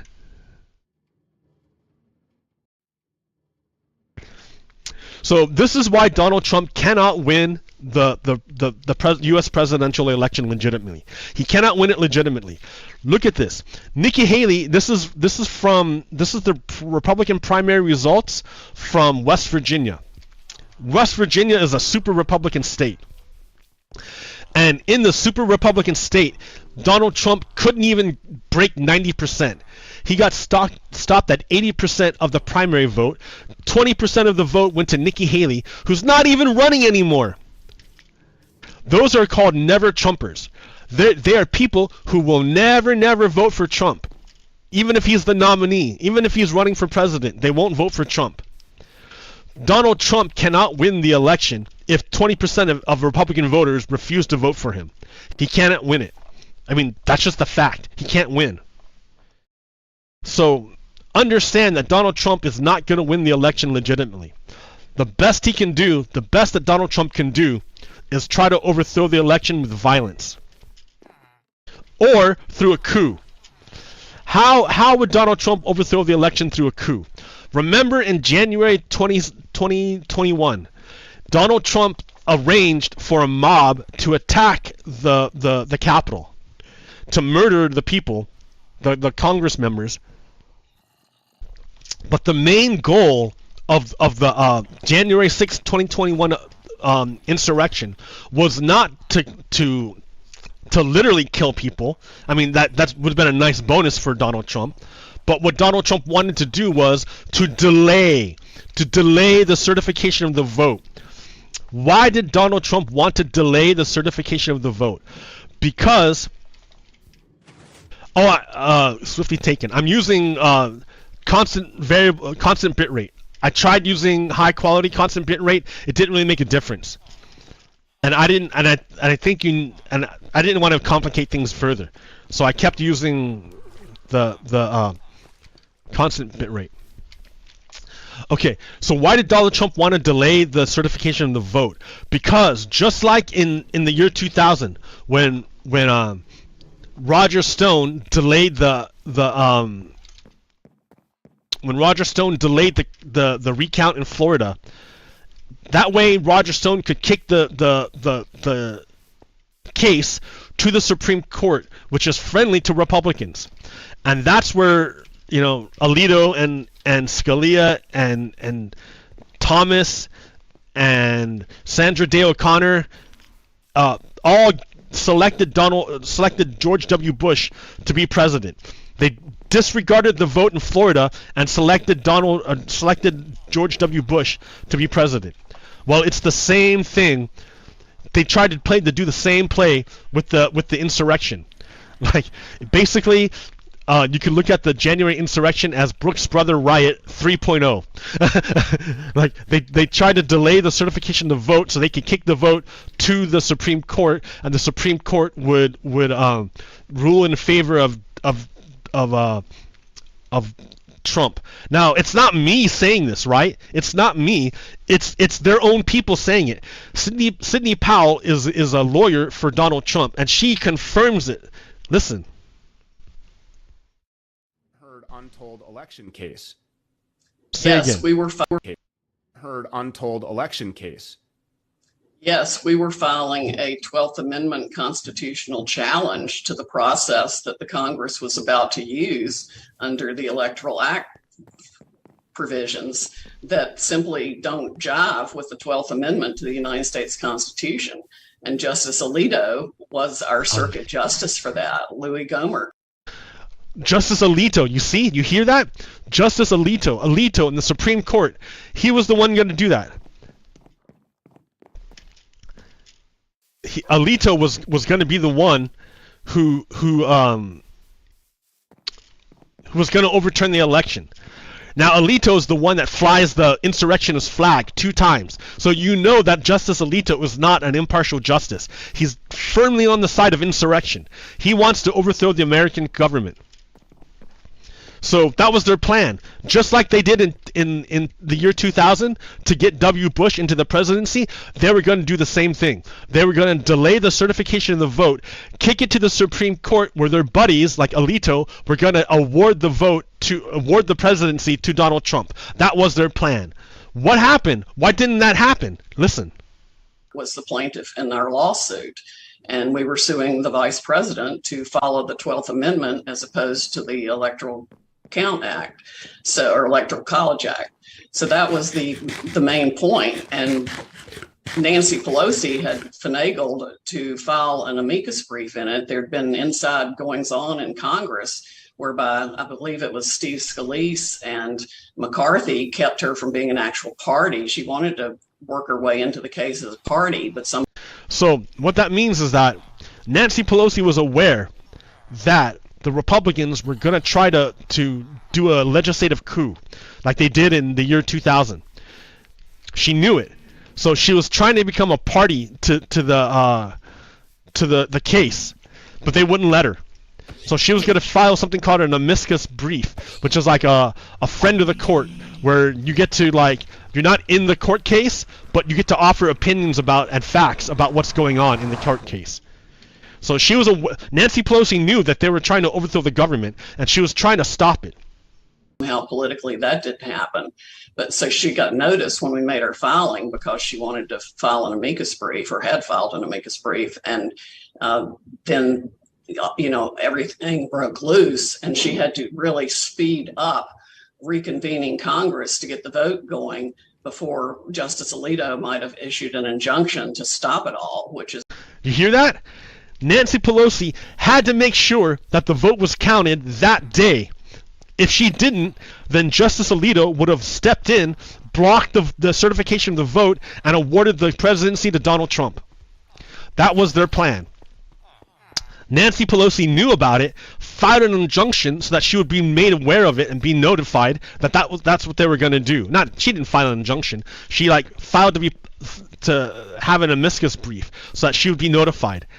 And yeah, so Nancy Pelosi saved the United States from rehashing what happened in the year 2000 by reconvening Congress on the same day to certify the vote, before Justice Alito could steal it away from the people. So this is like absolutely, like, the way it's connected is it's like they don't learn. They haven't changed anything. They're running the Republican Confederates are running the same playbook they used to get W. Bush in power. They're doing the same thing.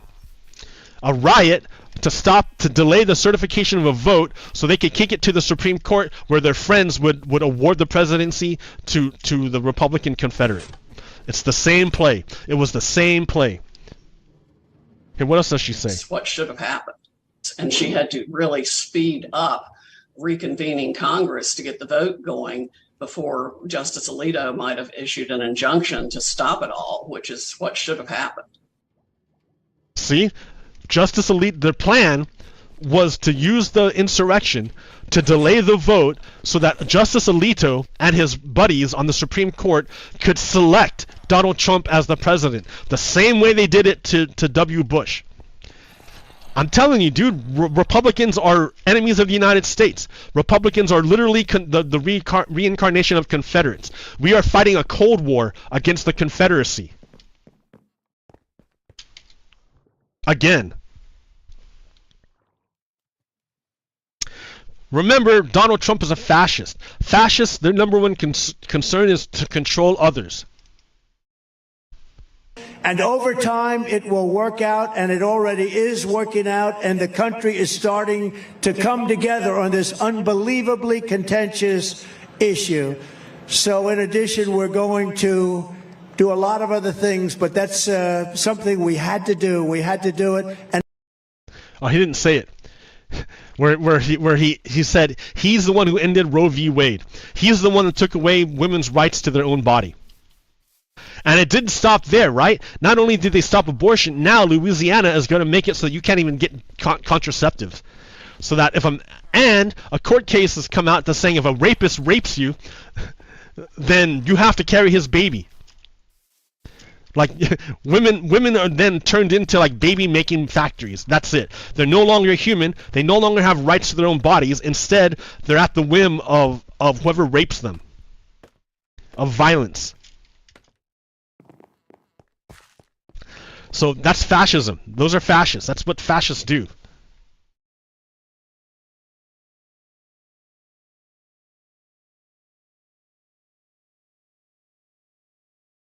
Back to the Hamas, Israel. How two debunked accounts of sexual violence on October 7th fueled a global dispute over Israel-Hamas war. So Israel lied about a bunch of shit on October 7th. In order to get people to support their war, their genocide of the Palestinian people. They lied and said that Hamas did mass raping of people. They lied and said Hamas put babies in the oven. None of that happened, but the lies spread quicker than the truth. So here's He was an Israeli soldier burning a library of Palestinian people. That Israelis are Nazis. They're basically the reincarnation of Nazis. Israelis are Nazis, Zion Nazis if you want. Zionist Nazis. That's what they are. They're committing genocide. That's why it's so weird that Joe Biden is defending them so strongly, because they're out to destroy his presidency. Zion Nazis want Donald Trump to take power. They're not interested in democracy. They're not interested in human rights. They're interested in power. And they'll lie in order to get the power. So, like, is Joe Biden secretly a Zion Nazi? Well, no, he came out and said he's a Zion Nazi.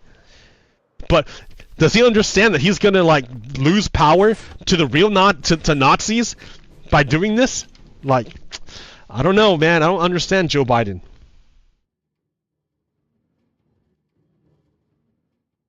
What else do we got here? How lethal are sheriffs? Civilians die far more often per arrests in incidences with sheriff's offices than with police departments. In 2022, sheriff's offices were responsible for 27 deaths per 100,000 arrests, nearly 3 times the rate for local police. The problem is getting worse.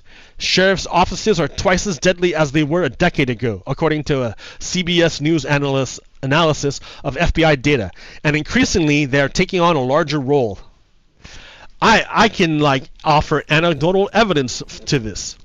During the George Floyd protests in 2020, Minden, Nevada, which is a sundown town. I think I told you about this.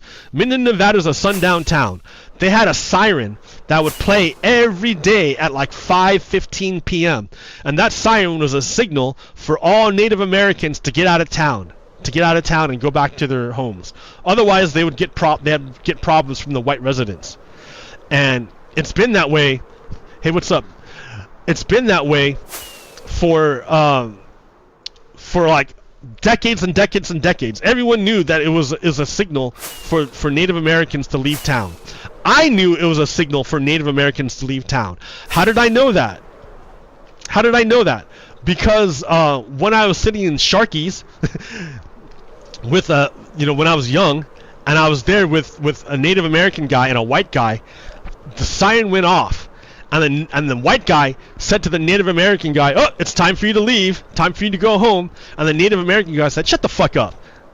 And I'm like, "What's going on? What was that about?" And the Native American guy said, "Never mind." I was like, "Damn, dude." I didn't really understand it until years later, when the town of Minden refused to stop playing the siren. They refused to do it. No matter what, they refused to do it. It took an act of the Nevada legislature to pass a law to forbid this town of Minden from playing that siren. Because like they wouldn't do it willingly. They kept doing it, even fully well knowing that it was a racist symbol. Yeah, dude, I really like this mod, Distant Horizons. It really changes the way that Minecraft feels. Minecraft feels like a world now, instead of just like a little box. The shaders I'm using are called Bliss shaders. They're the ones that are compatible with Distant Horizons. I hear the makers of complementary shaders is also working on it, but you have to pay their Patreon in order to get access. So I don't want to do that. So I'm going to use Bliss shaders. Bliss shaders are pretty nice, and you get colored lighting with it. And I think Bliss shaders is the best for clouds. It makes the best clouds.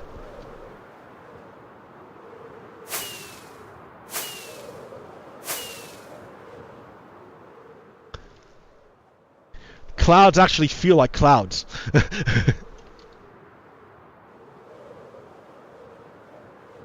And the way to try it is to download Iris from the Iris website and then opt into the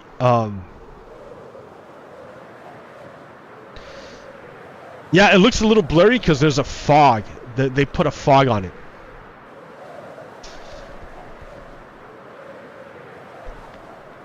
in order to like get the misty feelings.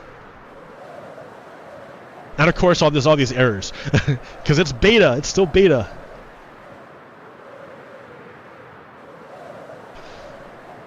Oh, I didn't make it. Oh. Shit. I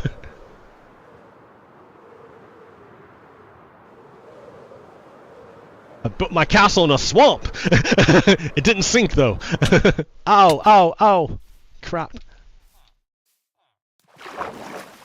This used to be an iron farm, but it's not working anymore. I'm getting pretty crappy FPS right now, but that's because I'm using OBS. If I don't use OBS, I get good FPS. OBS kills my frames per second. Yeah, this used to be an iron farm. But I haven't used this world in a long time.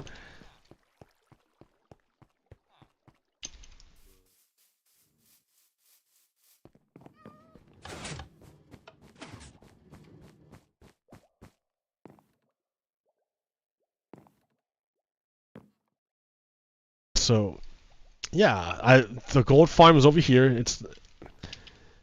This is Unity Station. That's my little base under here. That's the iron farm. And this is a town I literally made by hand. I literally made this town by hand and implanted people.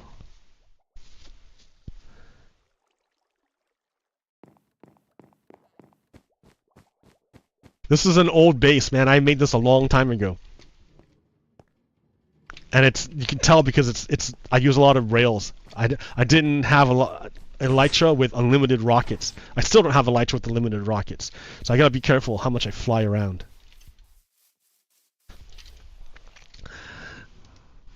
So yeah, sheriff offices. So there was in 2020 in Minden, there was a protest supporting George Floyd, the George Floyd protests. And what happened was the white supremacists got together to harass it's super foggy, dude, I don't know why. To harass the Black Lives Matter protesters. And the sheriff came out to defend the white supremacists, to make sure that they could attack the Black Lives Matter protests without incident, without anyone stopping them. Like, the sheriff was on the side of the white supremacists. Like, so yeah, for sure, I can understand that sheriff's offices are more violent than police forces.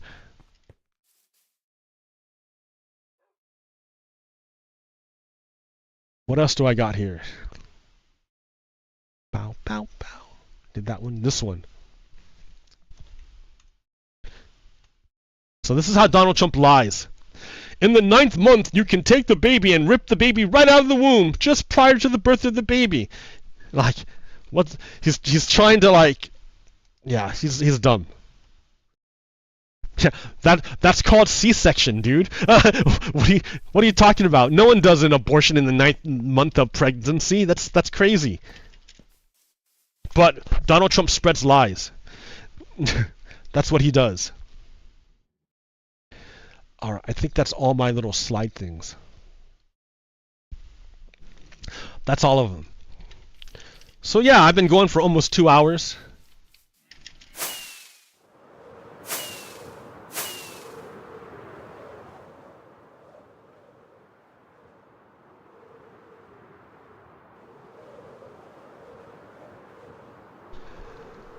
And pretty nice.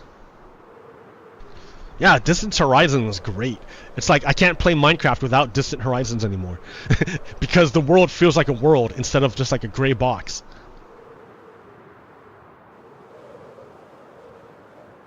Here's my turtle farm.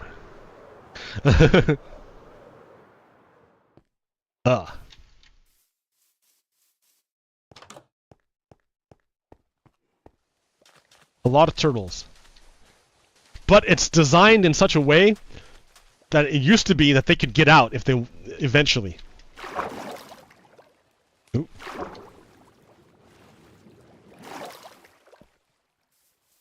This is like an old design. Oh shit.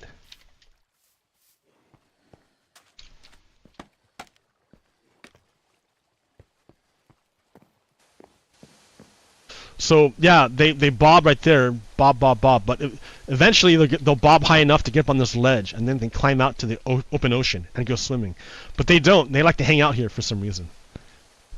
But they could leave if they want. And look at all those eggs. If I wanted the eggs, ha ha ha ha! I'm repopulating the turtle population. Save the turtles! Save the sea turtles! Yeah, old base, dude. Old base. It's neat to come back to these old worlds to see like what I had done. And now I understand why I don't want to build anymore. Because I've done it so much already.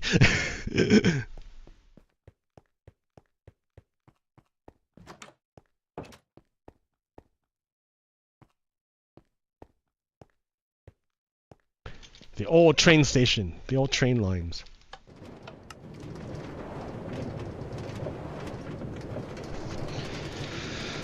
Yeah, it's a weird time in the United States. It's a weird time. Donald Trump is trying to foment the next American Civil War. And we're already in a cold civil war. It's already happening. The Confederates don't abide by the rule of law. In Texas, the governor, Greg Abbott, gave a pardon to a murderer, a white supremacist murderer. Why? Because the white supremacist murderer murdered a Black Lives Matter protester, and they don't like Black Lives Matter protesters. So, so he pardoned him. A murderer. They pardoned a murderer because he murdered the right kind of person for them, which is like opposed to racism. The person was opposed to racism, so they murdered him. Yeah, they're Nazis, dude. I'm telling you, they're American Nazis. They're, well, American Nazi. They're white supremacists. They're Confederates.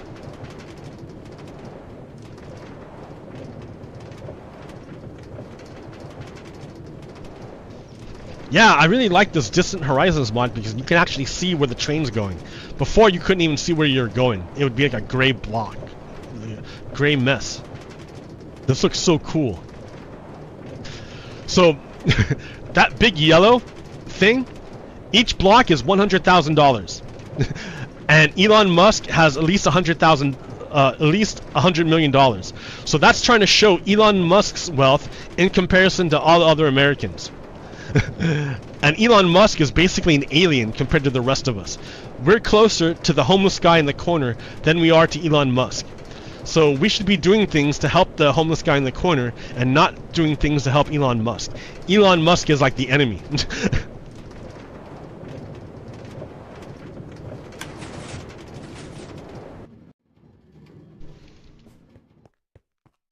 Alright, I think that will do it for me. Okay, until next time, Americans, hang in there. Hang in there. You have to vote. And I know that Biden is a genocider. I don't understand. I don't know what to do about that. But there's other votes that are important that you take. So make sure you at least show up to make those other votes. Okay, until next time. And plus, Donald Trump is evil and a dictator. He's trying to overthrow the government and help Russia. So fuck Donald Trump. All right, until next time, Americans. Peace. Pagokiro out. Stop.